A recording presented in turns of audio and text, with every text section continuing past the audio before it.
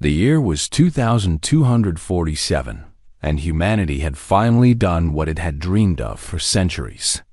They had built a ship that could travel faster than light. The vessel was called the Starward Hope, and it carried 200 souls into the unknown darkness between stars. Captain Daniel Hayes stood on the bridge and watched the stars stretch into lines as the ship jumped into hyperspace. He was a tall man with gray at his temples and calm eyes that had seen too much.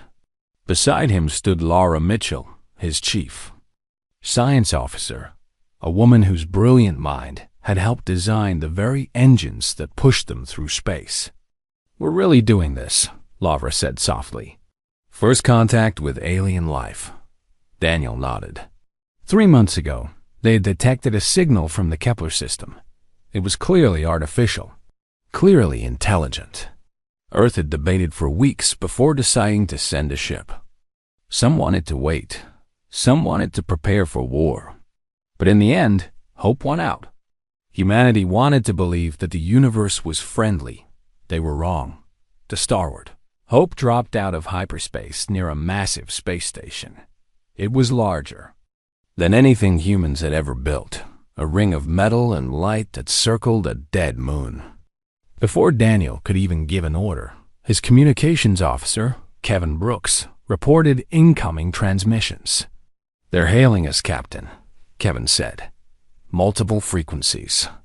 "They know we're here." Daniel straightened his uniform. "Put it through."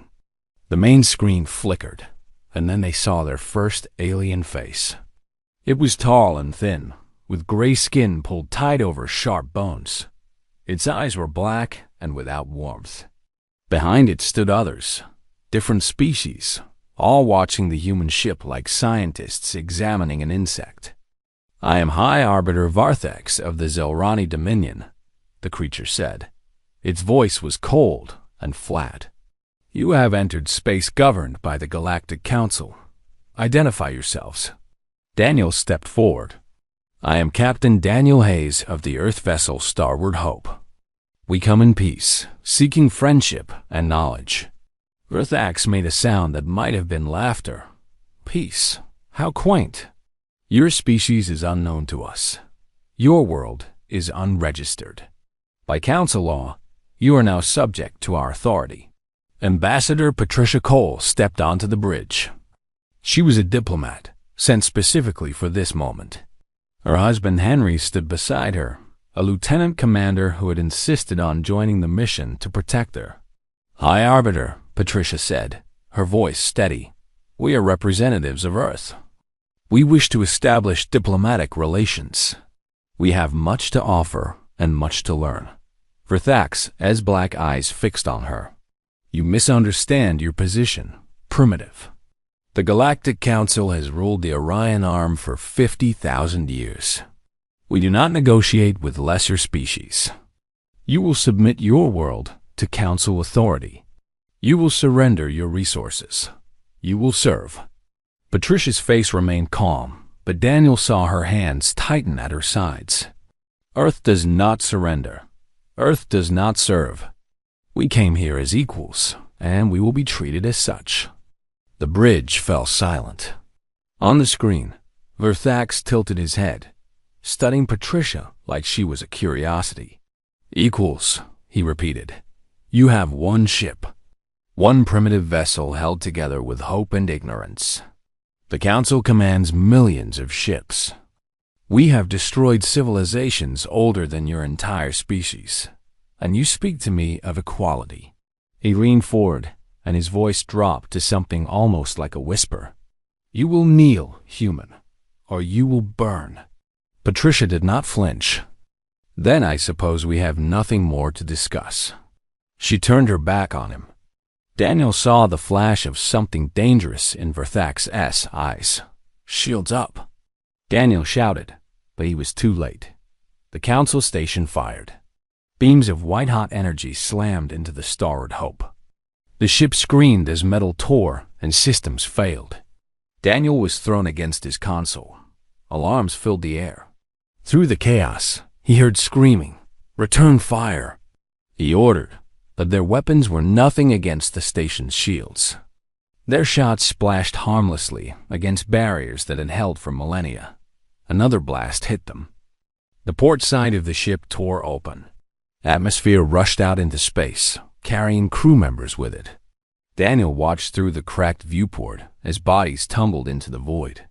"We have to run," Lawver shouted. "Captain, we have to go now." Daniel looked at the damage reports flooding his screen. 133 dead, more dying every second. The engines were failing. Life support was critical. "Get us out of here," he said quietly. "Jump to hyperspace now." Kevin's hands flew across his console. "I can't plot a course. Navigation is damaged." "Then point us at Earth and pray," Daniel said. "Do it." The Starward Hope lurched as the damaged engines fought to obey. Another blast from the station rocked the ship. Daniel fell to his knees. When he looked up, he saw Henry Cole lying on the deck, his chest torn open by shrapnel. Patricia was beside him, holding his hand, her face wet with tears. "Henry," she whispered, "stay with me. Please, stay with me." But Henry's eyes were already empty. He was gone. The ship jumped. Reality stretched and twisted, and then they were hurtling through hyperspace, leaving the council station behind. But they had paid a terrible price. The journey home took 3 weeks. 3 weeks of repairs, of rationing air and water, of burying the dead in the cold of space. When the Starward Hope finally limped into Earth orbit, only 67 crew members remained alive. Daniel stood on the bridge as shuttles came to evacuate the survivors. Patricia Cole stood beside him, still wearing her husband's wedding ring on a chain around her neck. She had not spoken since they escaped. "What do we tell them?" Lawver asked quietly. "What do we say?" Patricia turned to face her. Her eyes were red from crying, but her voice was steady. "We tell them the truth," she said. "The galaxy does not want peace. It wants slaves, and Earth will never be anyone's slave." She looked out at the blue planet below, the only home humanity had ever known. Somewhere out there, Verthax and his council believed they had taught humanity a lesson. They believed the primitives would now cower in fear. They were very, very wrong. "They made a mistake," Patricia said softly. "They let some of us live. They let us come home. And now they will learn what happens when you make an enemy of Earth." Daniel watched her walk away. He had seen many things in his years as a captain, but he had never seen anything as dangerous as the look in Patricia Cole's eyes. The council had wanted submission. Instead, they had awakened something far worse. They had awakened humanity's wrath. 5 years passed after the attack on the Starward Hope. To the Galactic Council, it seemed that humanity had learned its lesson. Their patrol ships visited the Sol system every few months and found nothing alarming. Just a small blue planet going about its business. No military buildup. No orbital defenses. No signs of resistance. High Arbiter Verthax received these reports with satisfaction. The primitives were preparing to submit. Soon, Earth would send ambassadors begging for mercy. The Council would strip their world of resources and put them to work as servants. It was the natural order of things. But Verthax did not know what was happening beneath Earth's surface. He did not know about the facilities hidden under mountains and deserts. He did not know about the shipyards built inside hollowed-out asteroids. He did not know that humanity was not preparing to surrender. Humanity was preparing for war. General Margaret Ellis stood in a command center buried 3 miles beneath the Rocky Mountains.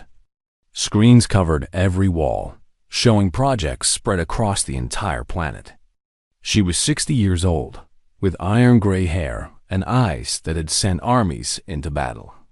The United Earth government had given her one mission: make sure humanity was never helpless again. "How are we doing, Samuel?" she asked. Samuel Grant looked up from his workstation.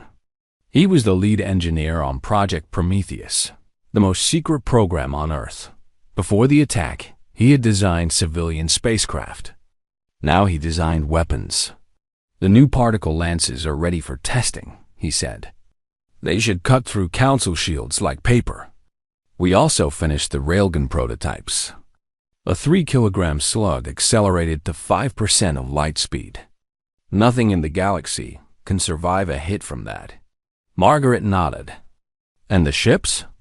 Samuel pulled up a hologram showing rows of sleek warships hidden inside the moon's hollow core. Earth scientists had spent 2 years secretly hollowing out Luna, turning it into the largest hidden shipyard in history. The Council's patrols scanned the surface and saw nothing. They never thought to look inside. 200 warships ready, Samuel said. Another 50 in final assembly. Each one is faster, stronger, and more heavily armed than anything the Council has.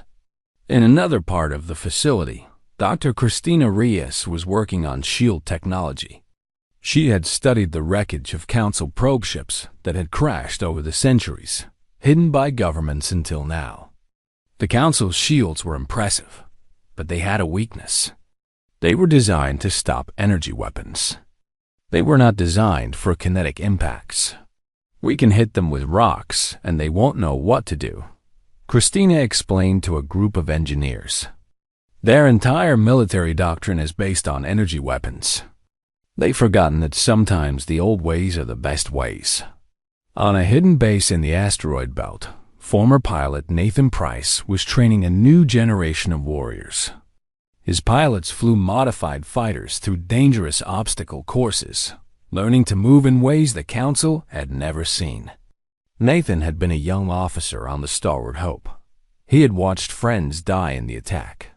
Now he was making sure their deaths meant something. The Council has ruled for 50,000 years, he told his pilots during a briefing. They've gotten soft. They've gotten lazy. They think war is just pushing buttons and watching enemies die on screens. They've never faced an enemy that fights back. That's our advantage. A young pilot named Rachel raised her hand. Sir, we're still outnumbered 1,000 to 1. How do we win against those odds? Nathan smiled. We don't fight fair. We hit them where they don't expect. We use tactics they've never seen. And we never, ever give up. That's what makes us human. Back on Earth, Patricia Cole had risen to become Secretary General of the United Earth Government. The people had chosen her because she understood what was coming. She had looked the enemy in the eye. She had lost her husband to their cruelty. And she had never stopped planning her revenge. She met with General Ellis every week in a secure room with no windows. They discussed troop movements, ship construction, and alliance possibilities. Because Patricia knew that Earth could not win alone. They needed friends. Our agents have made contact with 3 species, Patricia said, studying a star map. The Mora have been trading with the Council for centuries, but they hate them. The Veth were nearly wiped out by a Council fleet 200 years ago. And the Khazari are down to their last few thousand people after the Council destroyed their homeworld. Margaret frowned. Can we trust them? They hate the Council more than we do, Patricia said. That's enough for now. She touched the ring hanging around her neck. Henry's ring. She wore it every day, a reminder of what the Council had taken from her. A reminder of why she could never stop fighting. They think we're weak, she said quietly. They think 5 years of silence means we've accepted our fate. They don't understand us at all. Margaret stood beside her, looking at the star map. When do we strike? Soon, Patricia said. Very soon. But first, we wait for them to come to us. We want them confident. We want them careless. And then we show them what humanity is really capable of. In orbit around Jupiter, hidden from Council sensors, the final preparations were being made. Ships were loaded with weapons. Crews ran endless drills. Soldiers said goodbye to their families through encrypted messages, knowing they might never see them again. Daniel Hayes. Now a captain of the new fleet stood on the bridge of the Defiant, the most advanced warship humanity had ever built.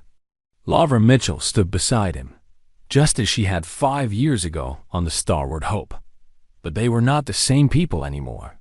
The attack had changed them, made them harder, made them ready. "Do you think we can win?" Lara asked. Daniel looked out at the stars. Somewhere out there, Rathax was preparing to send a fleet to conquer Earth. He would bring hundreds of ships and millions of soldiers. He would expect to crush a primitive world in a matter of hours. He had no idea what was waiting for him. "I don't know if we can win," Daniel said honestly, "but I know we're going to hurt them. We're going to make them remember Earth for the rest of their lives. And maybe that's enough." Lara nodded. "It's time they learned that humans don't kneel." On Earth, in Geneva, Patricia Cole gave a speech to the United Earth Assembly. She did not tell them about the secret fleet. She did not reveal the weapons hidden on the moon. She simply reminded them of what the Council had done. She read the names of the 133 crew members who had died on the Starward Hope, and she made a promise. "We did not start this war," she said, "but we will finish it. Whatever it takes. However long it takes. Until the last star burns out, Earth will never surrender." The assembly rose to their feet and cheered. They did not know what was coming, but they believed in their leader. They believed in humanity. And soon, the galaxy would believe too. The Council's subjugation fleet arrived in the Sol system on a quiet Tuesday morning. 300 warships, each one larger than anything humanity had possessed 5 years ago. They were led by Grand Admiral Kethra, a veteran commander who had crushed 17 rebellions in his long career. He expected this to be his easiest victory yet. His flagship, the Dominion's Fury, was a massive vessel bristling with weapons.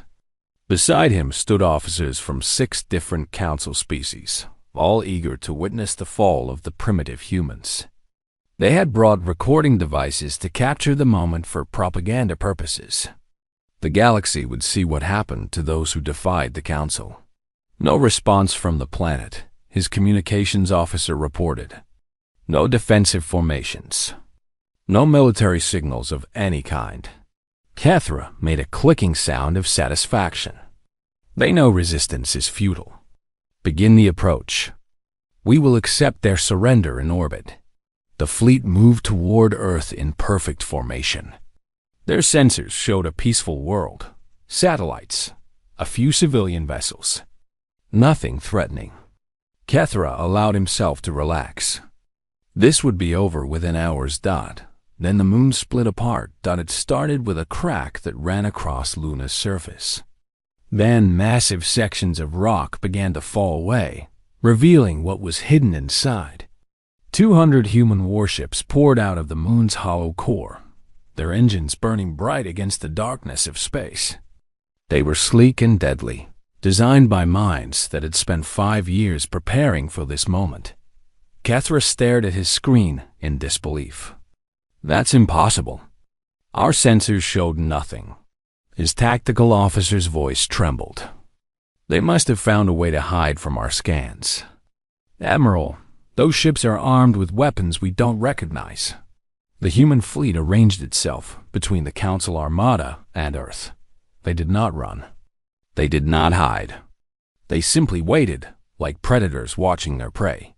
On the bridge of the Defiant, Captain Daniel Hayes stood with his hands clasped behind his back. 5 years ago, he had fled from Council weapons with barely enough crew to run his ship. Now he commanded a vessel that could tear through enemy armor like it was made of paper. "Communications," he said calmly. "Open a channel to their fleet." His face appeared on every screen in the Council Armada. Kethra saw a human male with gray at his temples and cold eyes. There was no fear in those eyes, only certainty. "Grand Admiral," Daniel said, "I am Captain Daniel Hayes of the Earth Defense Fleet. 5 years ago, your Council murdered innocent diplomats. You killed my friends. You tried to destroy our ship. You thought you had taught us a lesson." He paused, and when he spoke again, his voice was hard as stone. "You taught us nothing but hate. Now it's our turn to teach you. All ships, weapons free." The battle began. The first volley of railgun fire tore through the Council's front line. Ships that had seemed invincible exploded in bowls of fire. The Council's shields, designed to stop energy weapons, did nothing against chunks of metal moving at incredible speeds. 3 ships died in the first second. Then 5 more. Then 10. Kethra screamed orders, but his fleet was already in chaos. They tried to return fire, but human ships moved in ways their targeting computers could not predict. They rolled and spun through space, avoiding beams of energy while their own weapons continued to pound the enemy. The particle lances came next. Christina Reyes had designed them to pass through shields like they did not exist. Council ships found their armor melting from the inside out. Crews died without understanding what was killing them. Nathan Price led his fighter squadrons into the heart of the enemy fleet. His pilots were young and hungry, trained to be the best. They flew circles around Council interceptors that had not faced real combat in centuries. Nathan himself destroyed 4 enemy ships in the first 10 minutes, his fighter dancing through fields of debris. "This is for the Starward Hope," he said as he fired. "This is for everyone you killed." On Earth, people watched the battle through telescope feeds and satellite images. They saw their fleet, their secret fleet, tearing into the enemy that had threatened their world. Cheers erupted across the planet. In Geneva, Patricia Cole watched in silence, her hand pressed against the ring on her chain. "We're winning," General Ellis said beside her. "Margaret, we're actually winning." Patricia did not smile. "The battle isn't over yet." Back in space, Kethra's flagship was taking damage. His officers were dead or dying. His beautiful fleet was being torn apart by creatures he had dismissed as primitives. He could not understand how this was happening. The Council had ruled for 50,000 years. They were supposed to be invincible. "All ships retreat," he finally ordered. "Fall back to the jump point." But it was too late for most of them. Human ships blocked the escape routes. The Defiant led a squadron directly at the flagship, its weapons blazing. Daniel Hayes watched the Dominion's fury stagger under the assault. "Prepare boarding parties," he ordered. "I want that ship." Marine Commander Vincent Torres led the assault team. His soldiers wore powered armor that made them strong enough to tear through bulkheads. They cut their way into the enemy flagship, fighting through corridors filled with smoke and dying aliens. Vincent had lost his brother on the Starward Hope. He did not show mercy. The battle lasted 6 hours. When it ended, 212 Council ships had been destroyed. 84 had been captured. Only 4 managed to escape into hyperspace, damaged and terrified. Carrying news of the disaster back to Council space. Vincent Torres found Grand Admiral Kethra hiding in his command chamber. The alien was on his knees, trembling. His magnificent uniform was torn and stained with blood. He looked up at the human marine with eyes full of fear. "Please," Kethra whispered. "I surrender. I am a prisoner of war. You must treat me with honor." Vincent looked down at him. He thought of the recording they had found in the flagship's computers. The recording of Earthax ordering the attack on the Starward Hope. The recording of Council officers laughing as human bodies tumbled into space. He wanted to kill Kethra. He wanted to make him suffer. But that was not who he was. That was not who humanity was. "You're right," Vincent said finally. "You are a prisoner, and we will treat you better than you would have treated us." He put the Admiral in restraints and handed him to his soldiers. Then he walked to the bridge viewport and looked out at the wreckage of the Council fleet. Hundreds of ships destroyed in a single day. The greatest defeat the Council had suffered in thousands of years. On the Defiant, Daniel Hayes opened a channel to the entire fleet. All ships, this is Captain Hayes. The enemy is defeated. Earth is safe. But this is not the end. This is just the beginning. He looked out at the stars, thinking of all the worlds still under Council control. All the species living in fear. All the people who had never known freedom. "Tell your masters," he said, knowing the 4 survivors would carry his words. "Tell them what happened here today. Tell them Earth remembers. And tell them we are coming." The message would spread across the galaxy. The primitives had won. The impossible had happened. And nothing would ever be the same again. On Earth, Patricia Cole finally allowed herself to smile. Henry would have been proud. He had always believed in humanity's potential. Now the galaxy would believe too. The 4 surviving Council ships limped back to their masters, carrying news that shook the foundations of galactic civilization. The humans had won.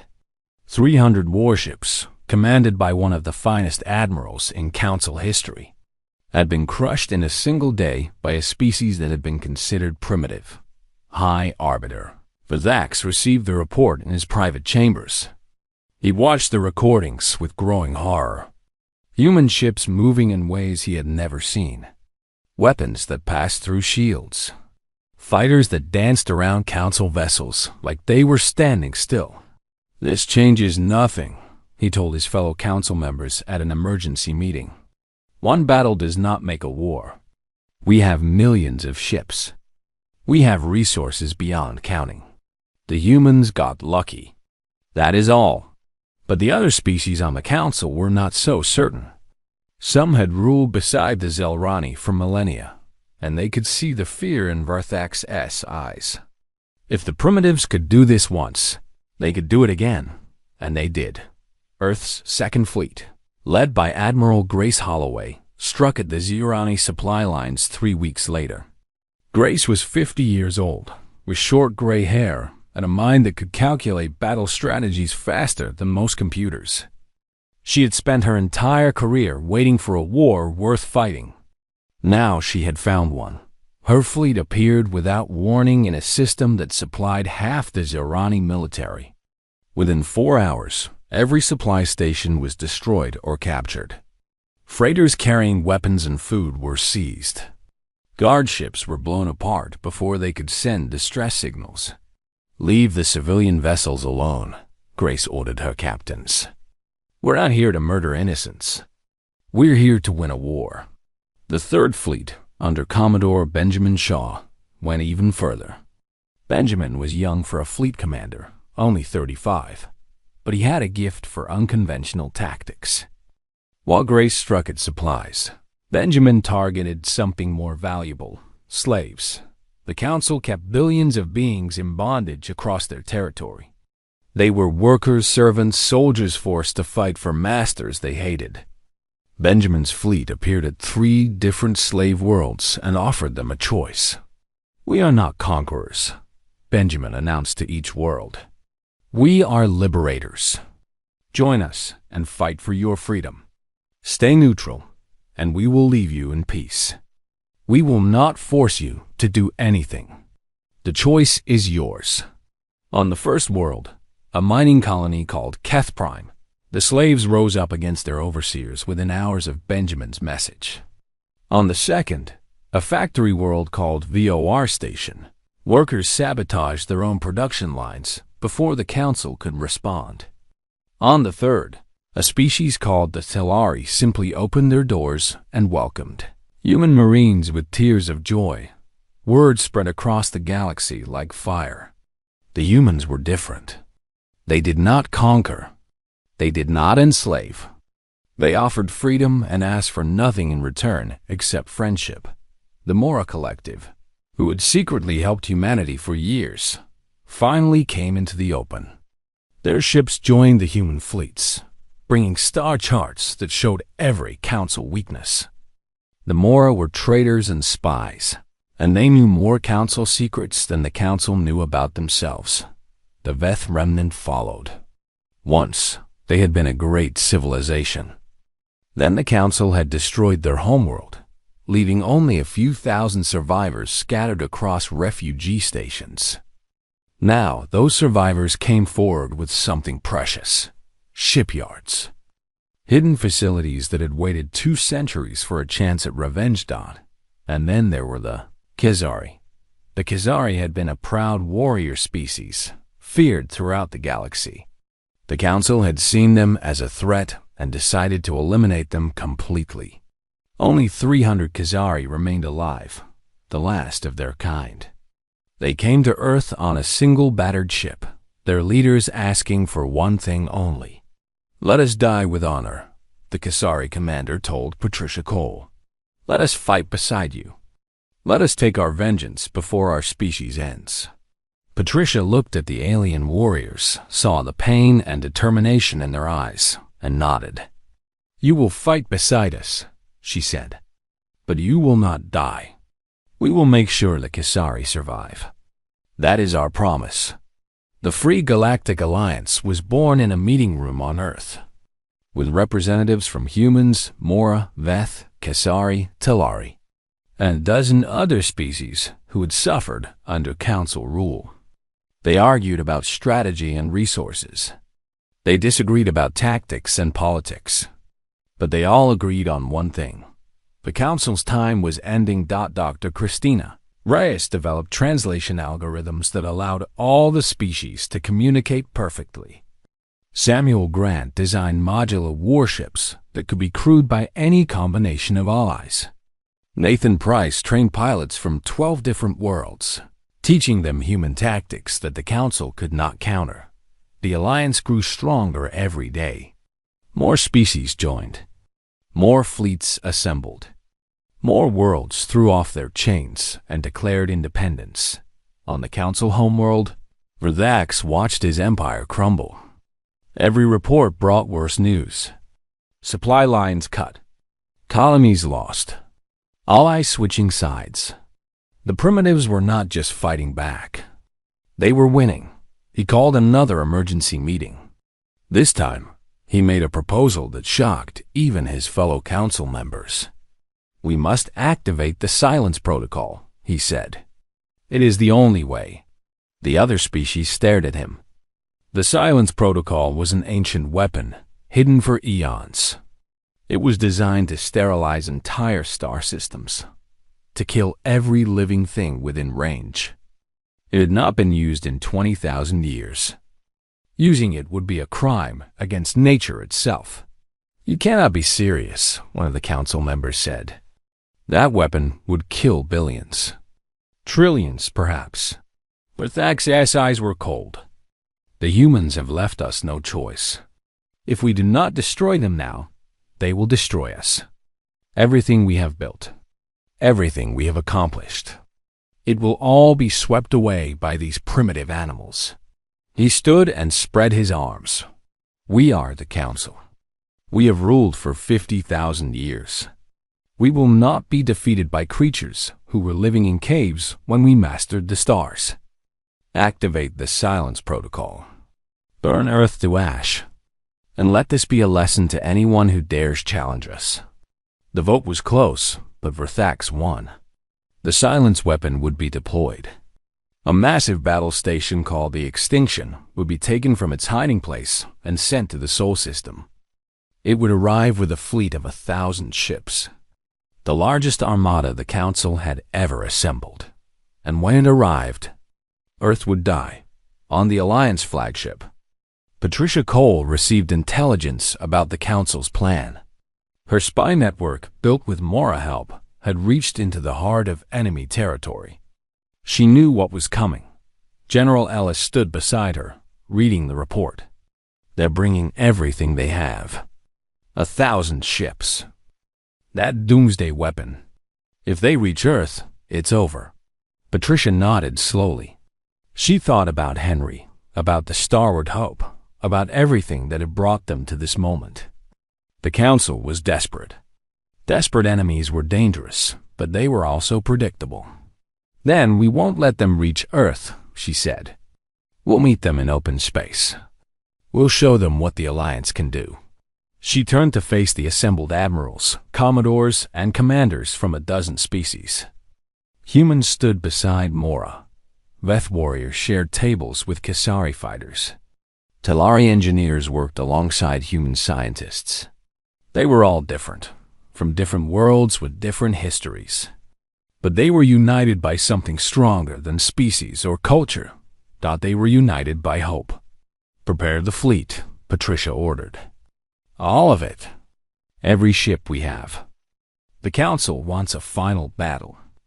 We're going to give them one they'll never forget." The Free Galactic Alliance began to mobilize. Ships from across friendly space converged on a single point. It would be the largest fleet action in galactic history, and only one side would survive. The Council's Doomsday Fleet assembled at the edge of their space. 1,000 warships, the pride of a civilization that had ruled for 50,000 years. At their center sat the Extinction, a battle station the size of a small moon, carrying the silence weapon that could sterilize entire star systems. High Arbiter Varthax stood on its command deck, watching his armada prepare for the final assault. "Today we end this," he announced to his officers. "Today we wipe humanity from existence. And when Earth is nothing but ash, the galaxy will remember why the Council is feared." The fleet jumped to hyperspace, 1,000 ships moving as one. Varthax allowed himself to feel satisfaction. The primitives had been clever, he admitted. They had won battles. They had gathered allies. But this was the end. No force in the galaxy could stand against what he was bringing. When they dropped out of hyperspace in the Sol system, Varthax expected to find a desperate defense. He expected fear. Instead, he found an ambush. The Free Galactic Alliance fleet was waiting for them. Over 2,000 ships formed a wall between the Council Armada and Earth. Human vessels flew alongside Mora cruisers, Veth battleships, and Kasari fighters. A dozen species had come together, united against the greatest threat the galaxy had ever known. Varthax stared at his screens in disbelief. How did they know? How did they gather so many? On the Alliance flagship, Patricia Cole watched the enemy fleet arrive.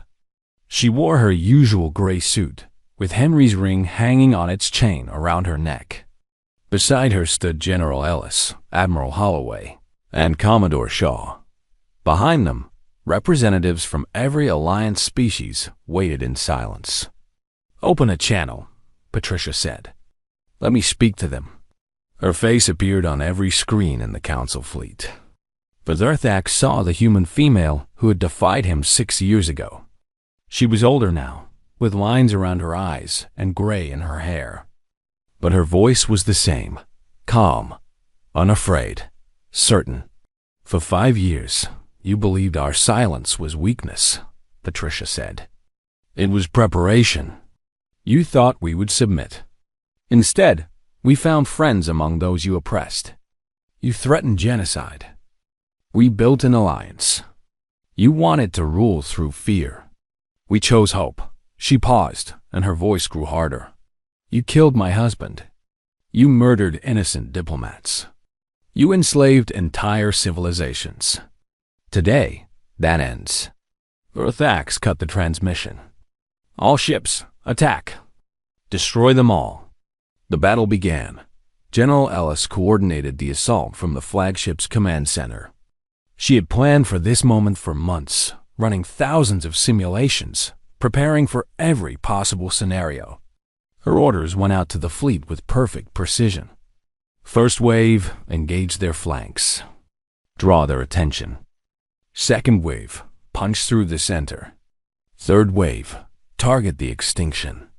Do not let that weapon fire. Admiral Holloway led the flanking attack. Her ships swept around the Council formation, drawing fire away from the main assault. Council vessels turned to pursue her, breaking their defensive lines exactly as she had planned. "Keep them chasing us," Grace ordered her captains. "Make them think we're vulnerable. Then hit them from behind." Commodore Shaw commanded the center push. His task force drove straight at the heart of the enemy fleet, weathering tremendous fire to reach the battle station. VEF ships absorbed damage meant for the lighter Alliance vessels, their ancient hulls built to withstand punishment that would destroy modern ships. "Stay on target," Benjamin told his fleet. "The extinction is what matters. Everything else is secondary." Captain Daniel Hayes led the strike against the battle station itself. The Defiant carved through enemy lines, its weapons blazing. Laura Mitchell coordinated fire patterns from her station, directing the ship's guns with deadly accuracy. "The station's shields are holding," she reported. "We need to find a weak point." Daniel studied the massive structure.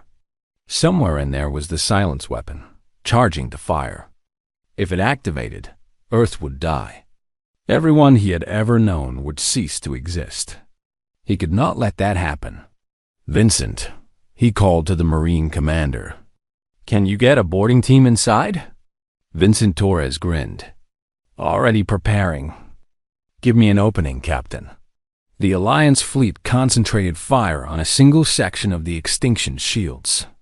More ships used jamming technology to blind the station's sensors.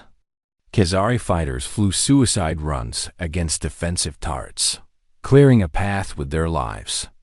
One by one, the last warriors of a dying species sacrificed themselves so others might live. The shields flickered, then failed. "Go!" Daniel ordered. Vincent's assault shuttles launched through the gap. They landed on the station's hull, and Marines poured out, cutting through armor with plasma torches. Vincent led them personally, his powered armor smashing through everything in his path. Inside the extinction, chaos reigned. Alarms screamed. Crew members ran in panic. The humans were inside. The primitives were inside the most powerful weapon the Council had ever built. Verthax watched from his command center as his dreams crumbled. Outside, his fleet was being torn apart. Inside, human Marines were fighting their way toward the weapon systems. He had been so certain of victory. How had it come to this? "High Arbiter," one of his officers reported, voice shaking with fear. "The silence weapon is almost charged. We can still fire. We can destroy them all." Verthax hesitated. If he fired now, the weapon would kill the Alliance fleet. But it would also kill his own ships, caught in the blast radius. It would destroy everything within range. "Do it," he said. "Fire the weapon." The officer's hands moved toward the controls. Vincent Torres burst through the door. The Marine commander saw what was happening. He saw the officer reaching for the activation switch. And he moved faster than he had ever moved in his life. His armored fist caught the officer across the skull, sending him flying. Vincent turned to face Verthax, who stumbled backward until he hit a wall. The High Arbiter, ruler of the Council, master of 1,000 worlds, looked like a frightened child. "It's over," Vincent said. "Stand down." Verthax drew a ceremonial blade, his hand trembling. "I am the High Arbiter. I will not surrender to primitives." Vincent could have killed him easily. The alien was old and weak, no match for a human Marine in powered armor. But he thought about everything Patricia Cole had said, everything they were fighting for. This was not about revenge. It was about something better. He knocked the blade aside and pinned Verthax to the wall. "You lost," Vincent said simply. "Accept it." Outside, the battle was ending. Without their flagship's coordination, Council ships fell into disarray. Alliance forces picked them apart with brutal efficiency. Some enemies tried to surrender. Others tried to flee. None escaped. On the Alliance flagship, Patricia Cole received word that the extinction was secured. The silence weapon had been deactivated. Verthax was in custody. She closed her eyes and let out a breath she had been holding for 6 years. "It's over," General Ellis said softly. "We won." Patricia shook her head. "The war is over, but our work is just beginning." 1 year later, The first session of the new Galactic Assembly convened on Earth. Representatives from every alliance species gathered in a building designed for this moment. In Geneva, where humans had once dreamed of global unity, now they dreamed of something larger. There were no subject races in this assembly. No elder species claiming dominion. Every world had one voice. Every species had equal standing. It was the galaxy humanity had always wanted to find among the stars. Patricia Cole gave the opening address. She stood before delegates from 100 worlds, wearing the same gray suit, the same ring on its chain. "We did not seek this war," she said. "We came to the stars hoping to find friends.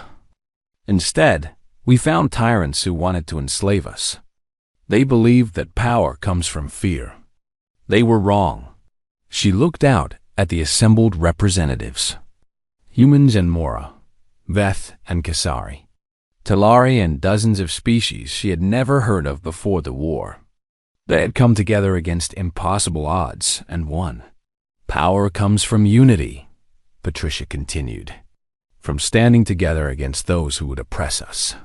From believing that every being deserves freedom and dignity. That is what we fought for. That is what we must build now." In the audience, Daniel Hayes sat beside Laura Mitchell, their hands intertwined. They had served together for 7 years now, through horrors and victories alike. They had never spoken of what they meant to each other. Words seemed unnecessary. Vincent Torres stood with warriors from 12 worlds, brothers and sisters forged in battle. The Khazari survivors were there too, their species saved from extinction by Alliance protection. Their children would grow up in a galaxy where they had a future. Grace Holloway, Benjamin Shaw, Margaret Ellis, Samuel Grant, Christina Reyes, Nathan Price, and all the others who had made this victory possible sat in places of honor. They had given everything to reach this moment. Some had given their lives. Patricia touched Henry's ring one last time. "The galaxy once thought humanity weak," she said. "They learned otherwise. But our greatest strength was never our weapons or our fury. It was our belief that everyone deserves to be free. It was our ability to find allies among those others had abandoned. It was our refusal to become the monsters we were fighting." She raised her head high. "Today we begin building a new galaxy. A galaxy of equals. A galaxy of hope. And if anyone ever tries to threaten that galaxy, they will find that